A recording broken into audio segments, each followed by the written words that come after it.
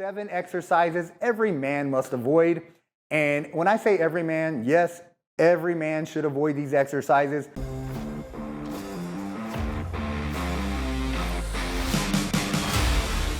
Hey man, Gary Walker here, and welcome back for another video. All right, in this video, I'm gonna give you 7 exercises every man must avoid. And you're gonna notice something that's pretty common amongst a lot of these exercises. I've been working with clients for close to 3 decades. I've been doing this a long time. I've got a very successful coaching business now where all of my men are between the ages of 40 and 83. So I've got 3 80-year-olds. So very proud of my guys, proud of my clients. Every one of them has gotten phenomenal results. The one thing that I've noticed though, when they come into the program, 85 to 90% of these guys have had or have some type of shoulder injury. So it's one of those joints that's multi-purposed. It gets a lot of use over the years, and the older you get, the more there's wear and tear on those joints. For some guys, it's elbows. For some, it's knees. Some, it's low back, hips. But generally, even if you have one of those others, then it's typically still gonna be you have some kind of shoulder issue. Now, it can be, I've got a lot of guys that have had shoulder surgeries in the past, and so there's limited mobility. And if you have any type of instability in your shoulder, you have weakness in your shoulder, maybe there's scar tissue in your shoulders that keep you from having a full range of mobility. If you're trying to do some of these exercises I'm about to show you, even if you're trying to do some of the exercises I recommend, yet you have issues like that, then it's just gonna cause more damage. So that's why when people come into my program, the first thing I do is when I give them exercises, I show them videos of how to do each one. Every exercise in the program, I wanna make sure they're doing each one correctly, because there's a lot of even common exercises that everyone does that they're doing wrong, and that could eventually lead to even more wear and tear on joints and more injuries. Now, with that being said, the exercises I chose for this video are by far the worst, because not only do they not give you a lot of benefits, but there's a ton of risk to doing it. So the risk reward is not worth it at all. So with that being said, the very first one we're gonna do is a behind the neck lat pull down. All right, so yes, unfortunately, I still see people doing this, either at the local gym or on social media. A lot of people back in the 80s, even the 90s, I used to see a lot of people doing this, but it kind of went away for a while. You see most people doing the correct lat pull downs, but here lately, I've still seen it. Even like I said, on social media, whether I'm going through YouTube, Facebook, Instagram, TikTok, whatever it is, I see people doing the behind the neck lat pull down. And I've also seen influencers out there that don't have a lot of experience, but they do the exercise and try to tell you, hey, if you've got good shoulder mobility, it's actually okay to do. Well, here's the thing, it's not gonna give you very many benefits. So even if you do have good shoulder mobility, why do something that is going to eventually create some kind of issue, some kind of irritation? Whereas if you're bringing the bar in front of you, a lot more benefits come with doing it that way anyways. So yes, behind the neck pull downs should be stricken from your workouts. If you're doing them, you think you're getting good results from doing them, eliminate them, because those are very hard on your shoulders. Now, while I'm going through this video, let me tell you, a lot of the exercises I'm demonstrating in this video, they are causing me shoulder pain, all right? So I've got a little issue going on with my left shoulder now. And while I was filming these exercises, I was like, man, just getting into those positions was uncomfortable. So I can't imagine lifting heavy weight in these positions, especially now I'm 50 years old. So again, you're not 20, you're not a spring chicken anymore. So again, 50, 60, 70, 80-year-old men, just completely eliminate this. And why I say all men, that's the point of this video though. Even though I typically try to help more 40-plus-year-old men, I'm here for everybody, because again, I feel everybody should be working out, everybody should be taking care of their bodies, but doing things correctly so that when you 20-year-old or 30-year-old man gets into my age bracket or 70 or 80, you don't have these issues. And if you do, at least they weren't caused by doing the wrong exercises. All right, so let's get into exercise number 2. And it's similar to what we just went over, but this is behind the neck shoulder press. So this is one of the exercises I'm telling you about. So me just getting the barbell into the correct position was very excruciating on my left shoulder. So there's no way in the world I would want to work out with that anyways. Now, one of the things that I typically preach on this channel is basically I've gone away from barbell training. Most of my exercises are either going to be machine-based or dumbbell-based or cable-based. Very little barbells anymore because risk reward. I can still get phenomenal benefits with dumbbells, which allows you to work with the correct anatomical position of your body and without putting too much stress on your joints, because that's the key thing. These exercises are designed to put tension on a muscle you're trying to grow. Now, the thing you should look at when you're finding an exercise for that, there's several exercises that target each muscle. Now, if one of those exercises, you're feeling it in a specific joint, whether it's a shoulder joint, an elbow, even a wrist, well then swap out that exercise for another one that doesn't hurt. Again, behind the neck shoulder presses, no reason in the world to do it. Even if you can do it, don't do it, because it eventually is going to break down somewhere and it will create issues down the road. All right, now the third one, again, we're talking shoulders, but this one also can hurt your elbows, especially if you've dealt with any kind of epicondylitis, whether it's lateral or medial. And what that is golfer's elbow or tennis elbow. That's probably how you heard that referred to before. But if you have any kind of epicondylitis, you don't want to do this exercise. If you have a shoulder injury, or even if you don't, then still don't do the bench dip. All right, there's so many better exercises to develop your triceps that aren't putting your shoulders in a vulnerable position.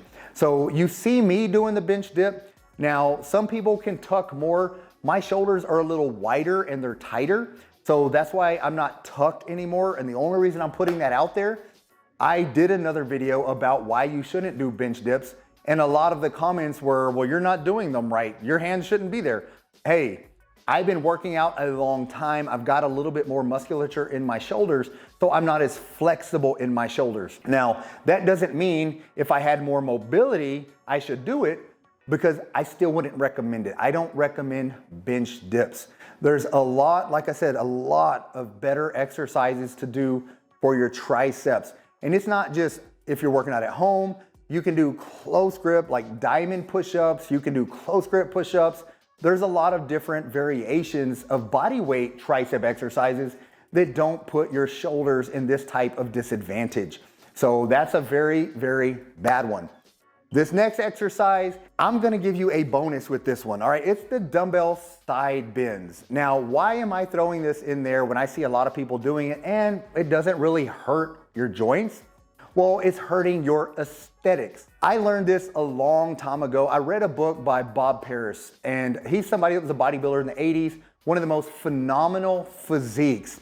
And I'm talking aesthetic physiques, not the bulky waist, the wide waist.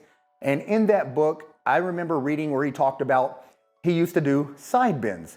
And what he noticed is his waist was getting thicker. So he was losing that V taper. And one of the things I used to do is I used to do all my training to keep my aesthetics. I never really cared to be a giant person. I didn't want to be a big bodybuilder. I wanted to look athletic and I wanted to look aesthetically pleasing. That meant a tiny waist. I didn't want a bulky waist. So that's one of the reasons I stopped doing a lot of heavy lifting, because when you go heavy lifting, whether it's heavy squatting, heavy deadlifting, a lot has to grow around that midsection and that core to support the weight. So you do get a wider waist, wider hips, wider booty. Not what I was looking for. And I'm pretty sure most of you guys aren't looking for that blocky look either. That's why I put the side bends in there. You don't want to build muscle on your waist to add an inch. Typically, you're wanting your waist to come down. As your waist comes down, your shoulders appear wider. When your shoulders appear wider, your lats appear wider. The wider you look up here, the more narrow you look at the bottom. So you just look more fit and you look healthier. And so that's one of the better reasons to avoid the dumbbell side bends. Again, not that it's gonna hurt anything other than your appearance. It's one of the biggest reasons I tell all my clients, if you want to work your side obliques, there's a lot of rotational exercises that I like that will work them a lot better without building your side obliques. It's just going to shape and strengthen those so that when you do get the body fat off, because again, at the end of the day, you still got to get the body fat off to see the little waist. One more thing with that, if you're not doing anything about your body fat and you're doing side bends, you're building muscle under the body fat, which is going to make you look even bigger. Last thing you want. All right, don't do that. Now we're going to go back to another barbell exercise. This is barbell upright rows. Now, upright rows in general have gotten a bad rap over the years. I've done a lot of videos where I tell people don't do them at all. The main reason I tell people not to do upright rows is because most people do them incorrectly and they go way too high. Now, I never would tell you to do a barbell upright row. Now, you see me doing this with a full barbell. You don't really see a lot of people doing those anymore, but again, I'm in my home gym. I don't have the preset barbells. So if you go into a local gym, that's typically what you see. The preset ones that are 20 pounds, 30 pounds, 40 pounds. That's what people use to do these upright rows. But a barbell, it's going to keep you from using the right anatomical position, again, like I mentioned earlier. So if you notice me doing this in this video, you'll see, look how funky my wrists are. They're not directly under my elbows. So they're completely bent. Now, when you're using a barbell, you're in that fixed position. You can't do much about it. Even if you go wider to make sure your wrists are under your elbows, then you're going so wide, you're gonna put your shoulder in a vulnerable position to create a shoulder impingement. So there's not really a safe way to do an upright row with a barbell. If you ever wanna know how to do an upright row, then look up some of my videos about dumbbell upright rows. And I don't mind you doing those if those are being done correctly. But for this video, eliminate the barbell upright rows completely from your workout regimen if you're doing them. If you're not doing them, great. I hope you don't ever start. Now we're gonna move on to skull crushers, but barbell skull crushers. Now these, once again, not everybody has the big 45-pound bar, but you'll see people doing these with a fixed bar as well at the gym. Once again, look at the funky angle of my wrist. That's not natural, all right? It's not natural. Not only your wrist, but it throws a kink in your overall chain, your overall alignment between your wrist, elbow, and shoulder. All three of those are out of whack with this movement. So this is very, very harmful, not only for your shoulders and your wrists, but your elbow. This will destroy your elbows if you do this for too long. Again, I never recommend doing any kind of skull crushers with a straight bar, but you can do them with a dumbbell. But for the sake of this, as far as exercises you need to completely avoid, you need to avoid skull crushers with a straight barbell. All right, now we're moving on to the last exercise. There's not a whole lot of you guys doing this, but if you're not an athlete or training to be an athlete, and let me kind of rephrase that, because I'm 50 years old, I think I'm an athlete.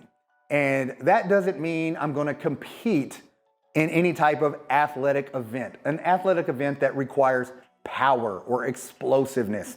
So if I'm gonna compete, it's on a physique stage, a bodybuilding stage. It doesn't require any type of explosive movements. Now, the reason I'm saying that is because I'm talking about box jumps or plyometrics. So there's no reason to do this exercise anymore. Again, if you're 50, 60, 70, and you're still competing as a track athlete, and believe me, there are some of you guys out there, there are track and field athletes that compete in those categories. Now, I would still tell you there's better exercises compared to the box jumps. No need to jeopardize your hips, your knees, even ankles or things like that. You can still work your explosive muscles without the full-on box jump. That's my main thing with the box jumps. I see a lot of people, and it was actually popularized, about a decade ago. I don't remember when The Biggest Loser was around, but you see these guys at 100 pounds overweight and their coaches are having them jump on these boxes. I'm blown away. I'm like, why? And how many of them had to leave due to injuries, messed up knees, and even after they lost 100 pounds, 150 pounds, they didn't move right because they were hurting all the time. So that's one of those exercises you do not need to do. If you want an explosive exercise, there's a lot of other exercises that don't require plyometrics. There you go, 7 exercises every man must avoid. And when I say every man, yes, every man should avoid these exercises. But if you're 40, 50, 60, 70, 80 years old, you absolutely need to eliminate these, remove them from your programs. Thank you so much for watching this video. If there's any exercises that you think maybe are good for you that you're not sure about or you've wondered about, then leave that in the comment section. I would love to hear if there's an exercise out there that maybe you've done and had bad luck with or something like that. And I would love to hear if there's any, I'm sure there are exercises I didn't cover because there's several, if done incorrectly, are horrible for you.